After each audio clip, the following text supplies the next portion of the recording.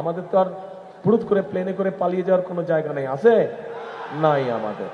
আমাদেরকে এই দেশেই থাকতে হবে, এটাই আমাদের শুরু, এখানেই আমাদের শেষ, কাজে এই দেশেই আমাদেরকে থাকতে হবে। এই যে আপনাদেরকে আমি জিজ্ঞেস করলাম যে আমাদের প্রার্থীরা যখন বিভিন্ন দাবি দাওয়া দিচ্ছিল, তার মধ্যে আরেকটি দাবি দেওয়া ছিল যে এখানকার মানুষের চিকিৎসার খুব সমস্যা হয়। এই সমস্যা আমি দেখলাম শুধু নওগাঁ জেলায় না, আমি তো ভাই প্রায়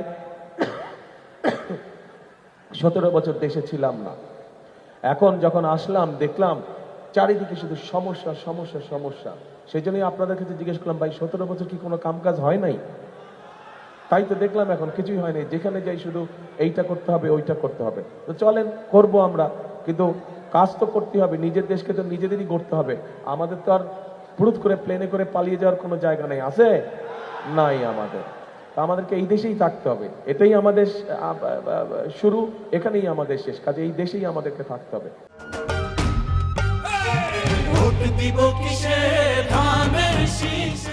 এখন প্রিয় ভাই বোনেরা, এই স্বাস্থ্য ব্যাপারে, চিকিৎসা সুবিধার ব্যাপারে প্রকল্প তো কতগুলো আছে, যে ঠিক আছে যেটা হাসপাতাল আছে সেটার সিট সংখ্যা কিভাবে বাড়ানো যায় সেটি আমাদের চিন্তা ভাবনার মধ্যে অবশ্যই আছে, সেটিও ইনশাল্লাহ আমরা করব।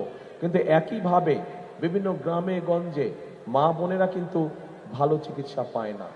এই মা বোনরা যাতে চিকিৎসা পায়, কারণ অনেক সময় দেখা যায় ঘরে ছোট বাচ্চাটা, মেয়ে বাচ্চাটা অথবা ছেলে বাচ্চাটা অথবা মা অথবা বোন অসুস্থ হয়ে গেছে, কিন্তু হয় ছেলে, বড় ছেলে বা স্বামী বা ভাই হাসপাতালে নিয়ে যাওয়ার সময় পাচ্ছে না, নারীটা কিন্তু ঘরের যে মহিলাটা সে কিন্তু কষ্ট পাচ্ছে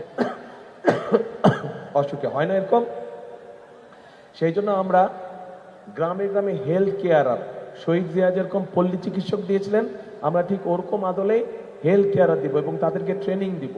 ট্রেনিং এই জন্য দিব যাতে করে তারা গিয়ে ছোটখাটো অসুখ, মা বোনদের ছোটখাটো অসুখ যাতে তারা ঘরে বসে ঠিক করে দিতে পারে, শিশু বাচ্চাদের ছোটখাটো অসুখ যাতে তারা ঘরে বসে ঠিক করে দিতে পারে। এখানে এই যে শিশু হাসপাতালের কথা বলা হয়েছে, শিশু হাসপাতাল তার প্রত্যেক উপজেলায় করা যাবে না, সেটা আমরা জেলা পর্যায়ে বা বিভাগ পর্যায়ে আমরা সেটা একটা তখন ব্যবস্থা করব।